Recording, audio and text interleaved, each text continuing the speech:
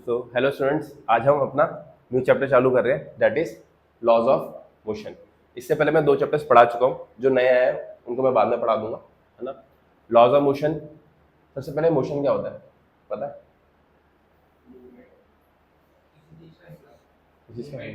Motion क्या है? जब कोई ऑब्जेक्ट अपनी position with respect to time change करता है, उसे क्या बोलते हैं? मोशन, है ना। इसके पहले जो चैप्टर्स है जैसे काइनेमैटिक्स हो गए, इन सब में हमने क्या पढ़ा है? हमने इसमें काइनेमैटिक्स तुम लोगों ने पढ़ा कभी? कभी ये वाली क्वेश्चंस पढ़ी है? v is equal to u plus 80, है ना। तो इससे पहले वाले चैप्टर्स में यही सब है। उसमें क्या है? उसमें हम ये नहीं देखते कि वेलोसिटी चेंज कैसे हुई। वेलोसिटी पता है आप लोगों को क्या होता है? क्या होता है?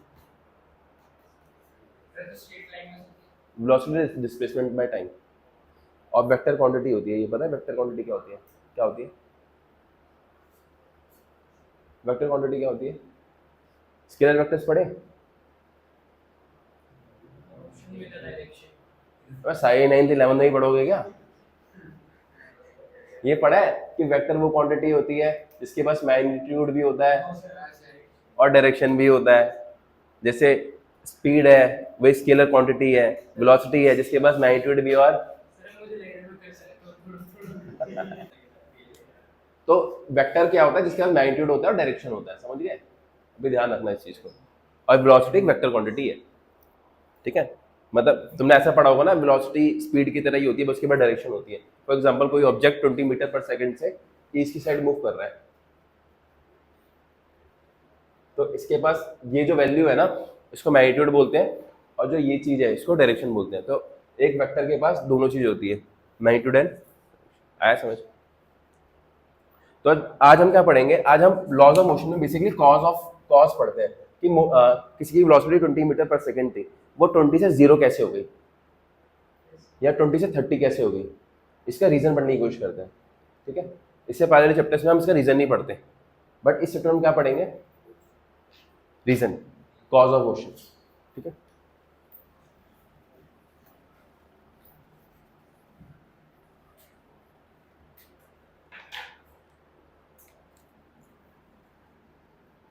क्या परसेंटेज रही है आप लोगों की 10th में?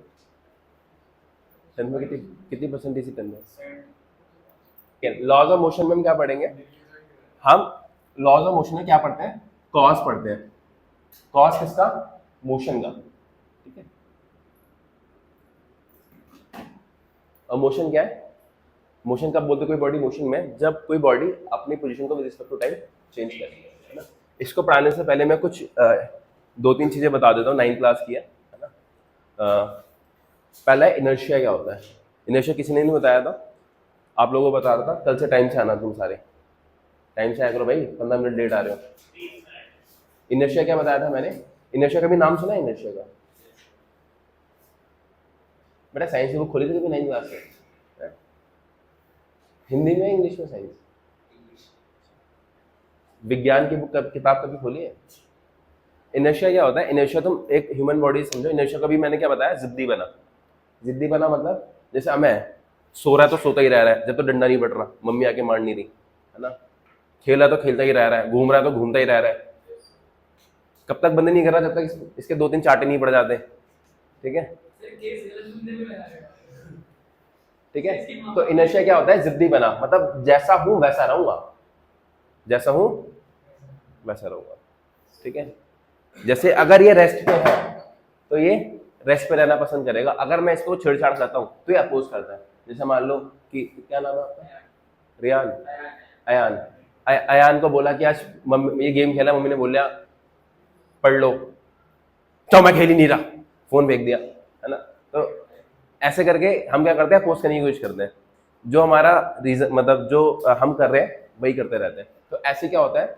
कोई भी बॉडी हो, तुम यही न्यूटन का फर्स्ट लॉ भी है। न्यूटन का फर्स्ट लॉ क्या बोलता है? अगर कोई बॉडी रेस्ट पे है तो रेस्ट पे रहना चाहेगी, और कोई बॉडी मोशन मतलब अगर कोई बॉडी रेस्ट पे है तो रेस्ट पे रहना चाहिए, और कोई बॉडी यूनिफॉर्म वेलोसिटी के साथ, कोई बॉडी यूनिफॉर्म वेलोसिटी के साथ मूव कर रही है तो वो यूनिफॉर्म वेलोसिटी के साथ ही मूव करती रहेगी अनटिल अनलेस में कोई उस पर फोर्स ना लगा। इसका मतलब क्या है? जैसे मान लो कोई बॉडी है, ये एक बॉडी हो गई, ये रेस्ट पे है, और ये बॉडी हो गई जो इधर की साइड मूव कर रही है, 20 मीटर पर सेकेंड से, ठीक है। यूनिफॉर्म वेलोसिटी का मतलब बताया मैंने सबको। यूनिफॉर्म वेलोसिटी का क्या मतलब होता है? यूनिफॉर्म का मतलब होता है कोई अगर किसी वेक्टर को मैं यूनिफॉर्म बोल रहा हूँ ना, इसका मतलब यह है कि उसका मैग्नीट्यूड कांस्टेंट, मैग्नीट्यूड मतलब वैल्यू, कांस्टेंट मतलब सेम रहेगा, मैग्नीट्यूड कांस्टेंट रहेगा, डायरेक्शन सेम रहेगी, ये मतलब होता है ना? कोई बॉडी अगर रेस्ट पे तो रेस्ट पे रहेगा, यूनिफॉर्म मोशन में तो यूनिफॉर्म मोशन में रहेगा। कब तक? अनटिल अनलेस में कोई इस पे एक्सटर्नल फोर्स नहीं लगाता। ये क्या है? Newton's first law of motion.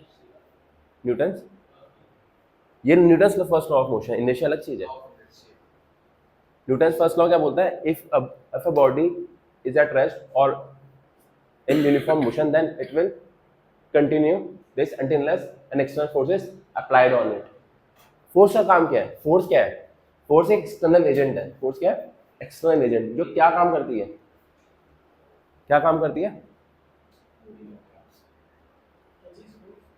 Force क्या करती है? Capable of changing the state of motion. Capable of changing the state of motion मतलब अगर ये रेस्ट पे है, अगर मुझे इसको कोई चीज रुका हुआ है ना, अगर ये चीज बेंच रुका हुआ है, अगर मुझे इसको हिलाना है तो क्या कर लगाना पड़ेगा इस पे? फोर्स। तो फोर्स क्या है? एक एक्सटर्नल एजेंट है जो क्या काम करती है? इसका स्टेट ऑफ मोशन क्या है रेस्ट पे? तो फोर्स का काम क्या है? Force is an external agent which has the capability to change the state of motion. आया समझ? फोर्स क्या है भैया? फोर्स क्या है? फोर्स है एक्सटर्नल एजेंट कैपेबल, अरे बात मत करो, capable of changing the state of rest और मोशन। आया समझ? किसी को दिक्कत, कोई परेशानी इसमें? अब इनर्शिया क्या है? अच्छा एक बात बताओ, हल्का सा आदमी कौन लग रहा है? मान लो विघ्नेश है और ये अमय है। हल्का नहीं हो तो भारी, हल्का भारी बनना चाहिए। इन दोनों में से किसको हिलाना आसान है? विघ्नेश को। और अमय को हिलाना मुश्किल होगा।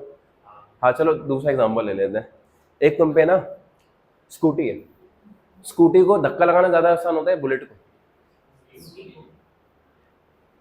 मतलब मैं कह सकता हूँ जो भारी चीज है ना उसका मोशन चेंज करना ज्यादा मुश्किल होता है। मतलब वो ज्यादा अपोज करता है किसको? एक्सटर्नल फोर्स को। वो ज्यादा अपोज करता है किसको? अपने अंदर होने वाले चेंज को अपोज कर पाता है। जितना जिसका जितना ज्यादा मास होगा, जैसे बुलेट का ज्यादा मास है तो उसे खींचना उतना ज्यादा मुश्किल होता है, क्योंकि अगर वो रेस्ट पे है तो उसे मोशन में लाने के लिए ज्यादा फोर्स लगानी पड़ती है। जैसे अमय को धक्का मारने के लिए ज्यादा फोर्स लगानी पड़ेगी, ठीक है। विघ्नेश के लिए कम लगानी पड़ेगी। तो इनर्शिया क्या होता है? Inertia is a tendency of a body, tendency किसी भी बॉडी की, is a tendency of body to oppose the change in motion. जो उसमें मोशन आ रहा है उसको चेंज करने की जो प्रॉपर्टी होती है किसी बॉडी को या टेंडेंसी होती है उसको क्या बोलते हैं? इनर्शिया। और inertia is equal to to mass, जिसका जितना ज्यादा मास। अरे भैया इस लॉज ऑफ मोशन के नोट्स नहीं भेजे मैंने भी, अभी भेज दूंगा। लॉज ऑफ मोशन का भी नोट्स नहीं भेजा, ठीक है। इनर्शिया क्या है? Tendency of a body to change, to oppose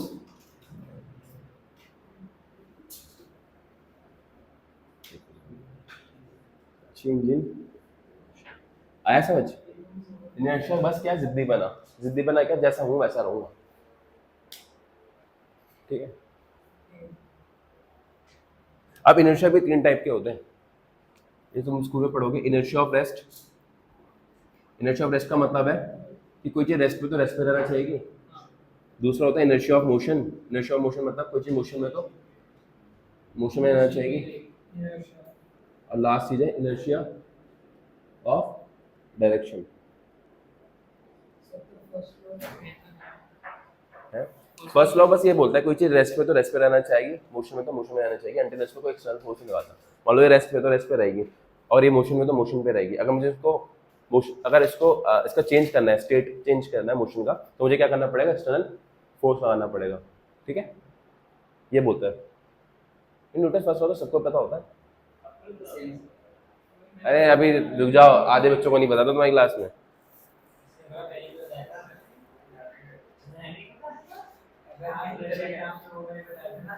ठीक है, इनर्शिया ऑफ रेस्ट का मतलब क्या है, कोई चीज रेस्ट पे तो रेस्ट पे रहती है, मोशन मतलब इनर्शिया ऑफ मोशन मतलब अगर मोशन में है तो मोशन में ही रहेगी। डायरेक्शन का क्या मतलब है, डायरेक्शन बता देता हूँ। मान लो तुम सबने साइकिलिंग करी होगी, साइकिल के जो टायर्स होते हैं उसके ऊपर क्या लगा होता है, मरगार्ड लगा होता है। साइकिल टायर्स के ऊपर मरगार्ड लगाते, क्यों लगाते हैं, मरगार्ड ही बोलते हैं। असल में क्या होता है, तुम्हारी साइकिल पे इसके ऊपर मरगार्ड क्यों लगाते हैं, क्योंकि अगर ये साइकिल है, साइकिल के ऊपर अगर मड चिपक जाती है तो होगा क्या कि अगर यहाँ पर मड चिपकी हुई है तो अगर ये साइकिल मूव करे तो इसकी डायरेक्शन क्या है, इधर की साइड। पर ये साइकिल अगर नीचे की साइड टर्न करेगी तो इसकी डायरेक्शन किधर की साइड जाएगी, नीचे की साइड। तो इसकी डायरेक्शन अगर इधर की साइड है, उसको मैं नीचे की करने की कोशिश कर रहा हूँ, तो इसको क्या करने की कोशिश करता है, अपोज करने की कोशिश करेगा। तो इस वजह से क्या होता है, मिट्टी यहाँ से हट जाती है, और हट के हमारे पेंट करने लगे स्लैब पर क्या लगा होता है, मरगार्ड। आया समझ, आया समझ, किसी को दिक्कत कोई परेशानी।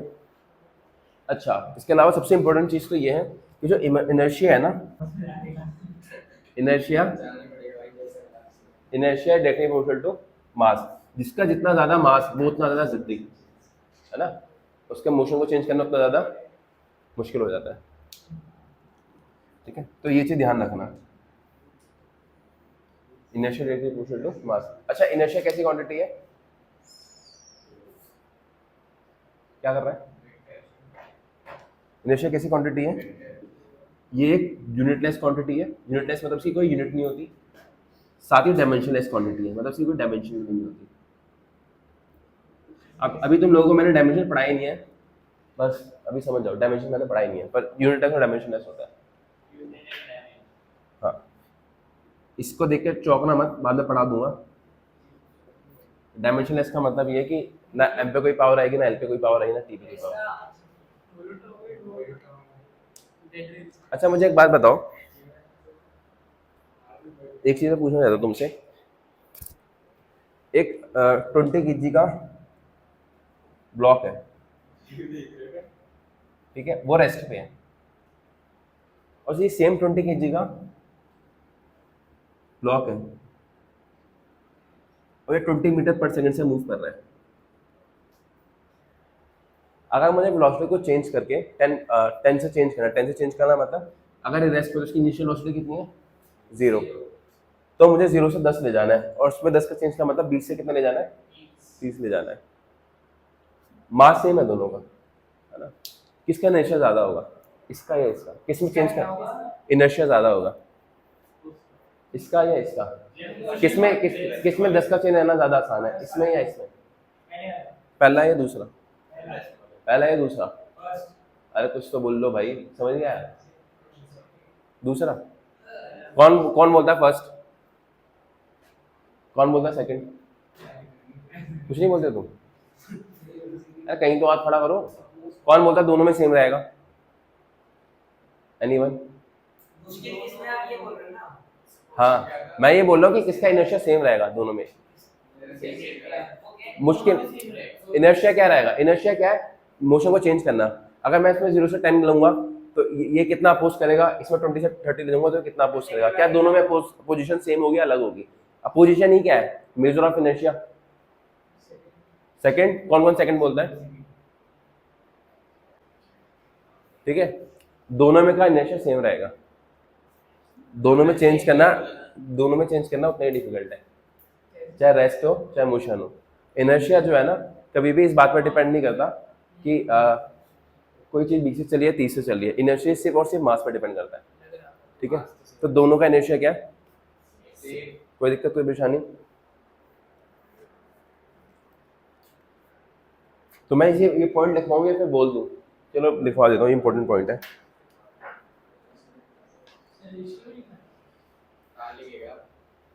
मेरे सर पे लिखोगे क्या?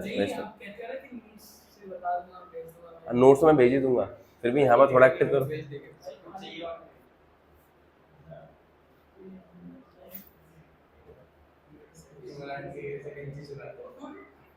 The body of equal mass one in motion and another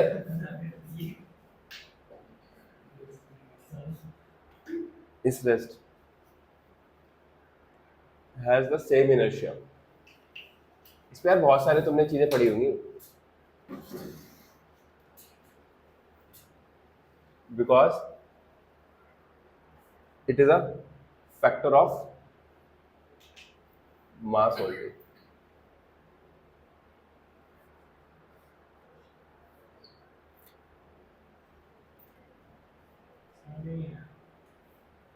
नहीं आया? क्या नहीं समझ आया? क्या समझ नहीं आया?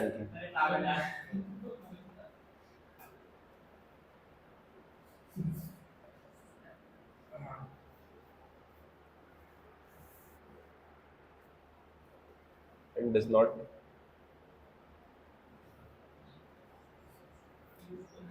इसमें तुमने यार एक चीज बचपन में बहुत पढ़ी होगी कि जब बस में ब्रेक लगते हो तो हम आगे की फॉल कर जाते हैं और एकदम से बस एक्सेट करते हो तो हम पीछे भी गिर जाते हैं।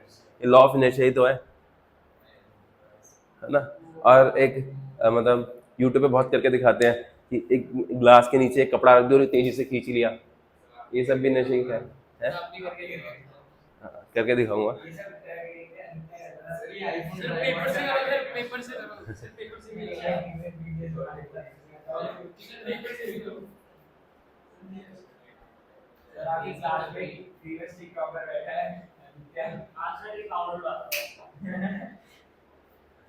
ठीक है, कोई दिक्कत कोई परेशानी?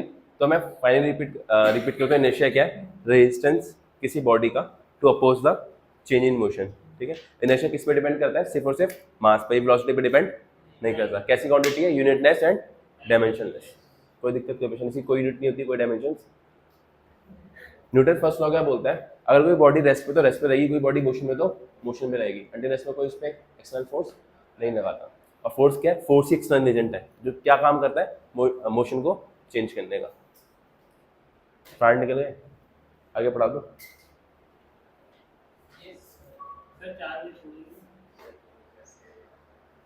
छोड़ दो, फोन लेते ही सब भैया से सर हो गया ये। इसका जब से फोन ले लिया जैसे भैया से सर कर दिया इसने।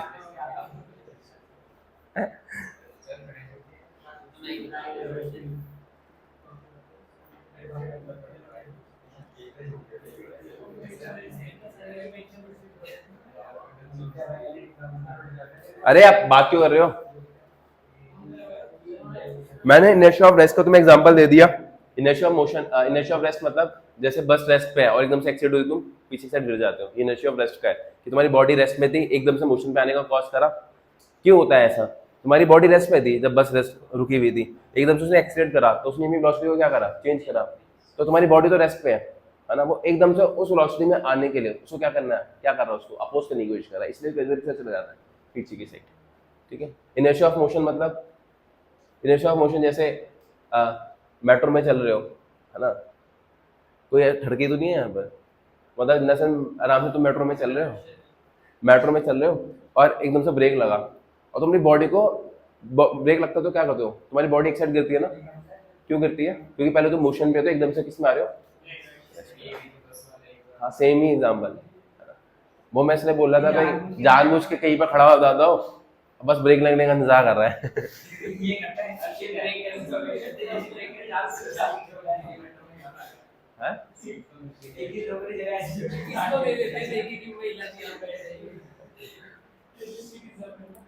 और इनर्शिया ऑफ डायरेक्शन बता दिया, जो ये साइकिल पे मर्डर वाला एग्जांपल था। इसके अलावा एक और हाँ चलो बस इतना काफी है। इवन तुमने एक और इसमें एग्जांपल दिया जाता है कि जैसे ब्लैंकेट है, ब्लैंकेट पे से धूल उठानी होती है, मतलब उड़ानी होती है, तो क्या करते हो? ब्लैंकेट रेस्ट पे, पार्टिकल रेस्ट पे, एकदम से झटका देते हो तो पार्टिकल्स क्या आ जाते हैं। तो 2-3 क्वेश्चन आते हैं तुम्हारे स्कूल में, पूछ लेता हूँ।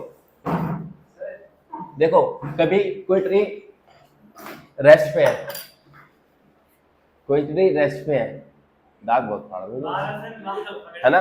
कोई ट्री है, ट्री रेस्ट पे है, उसके जब तुम उसको शेक करते हो तो उसके फ्रूट्स क्या होते हैं, ये लीव्स होते हैं नीचे गिर जाते हैं, क्यों? क्योंकि फ्रूट और लीव्स भी उसके साथ रेस्ट पे थे, एक दूसरे ने शेक करा, उसके मोशन को अपोज करने की कोशिश करी, वो वहां से टूट जाते हैं, है ना। और दूसरा एग्जांपल है, why are the wheels of vehicles provided with mud guards. उसका रीजन दे दिया मैंने कि मिट्टी तुम्हारे पैरों पे नहीं लगे, क्यों लगेगी? क्योंकि डायरेक्शन जैसे चेंज होता है तो अपने व्हील को छोड़ने की कोशिश करता है और उड़कर तुम्हारे पैरों पे ही आएगा, ठीक है। अब न्यूटन फर्स्ट लॉ बता दिया मैंने। न्यूटन फर्स्ट लॉ क्या है, लिखवाना है क्या न्यूटन फर्स्ट लॉ? ये नोट्स में लिखा हुआ है, मैं ऐसे बता देता हूँ। Every body continue to be in states of rest और uniform motion in a straight line unless compelled by some external force to act otherwise. मतलब कोई चीज मोशन में तो मोशन में रहना चाहिए, रेस्ट में तो अनलेस में कोई इस पे एक्सटर्नल फोर्स नहीं लगाना। कोई किसी को दिक्कत, कोई परेशानी? अच्छा मेरे को एक बात बताओ, एक बात बताओ, एक बॉडी है, ठीक है, या फिर एक मिनट रुक जाओ, एक बुलेट है मेरे पास, ठीक है। इस बुलेट का मास मान लो 1 kg है, बहुत भारी बुलेट है, 1 kg की, हाँ बहुत भारी, बोला ही मान लो। वो नहीं आते थे इतनी बड़ी गन्स, वो क्या बोलते हैं जो, हाँ जो भी है, इसने ये बुलेट की स्पीड है 100 मीटर पर सेकेंड। हाँ हाँ वो भी 100 में भागती है, क्या दिक्कत है उसमें? मीटर पर सेकेंड नहीं, किलोमीटर पर आवर। चलो भाई यहाँ आ जाओ, नेक्स्ट है तुम्हारा, एक तुम पे ट्रक है,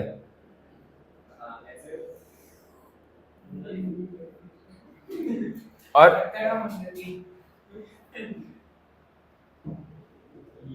ट्रक का जो मास है, चलो इसको तुम ले लो 1000, बहुत तेज भाग रहा है, 1000 मीटर पर सेकंड, बहुत स्पीड है, 1000 ले लो।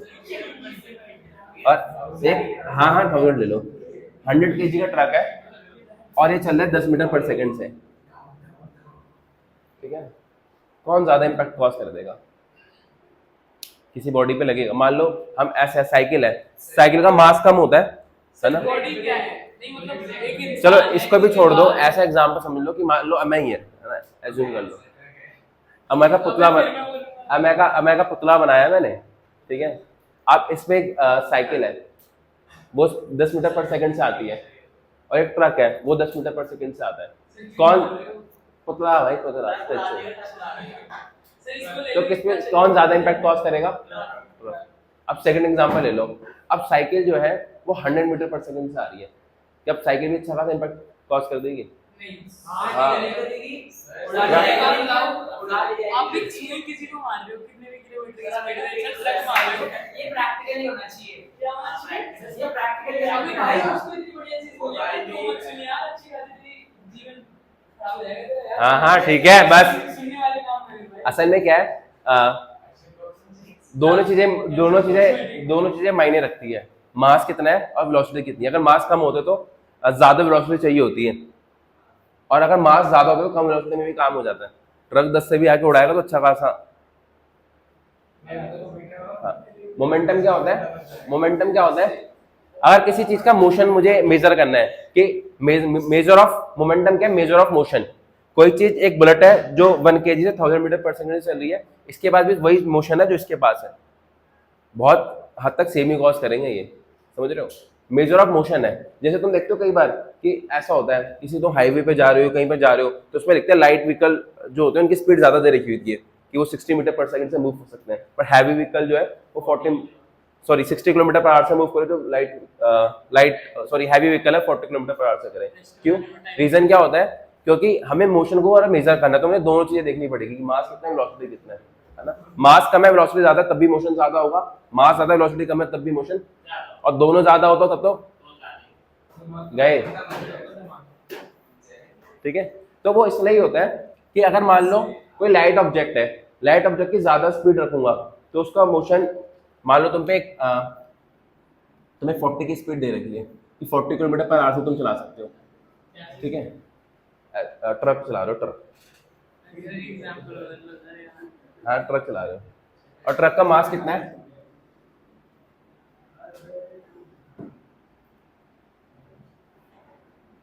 100 kg, ठीक है। और लाइट व्हीकल को चला सकते हो तुम,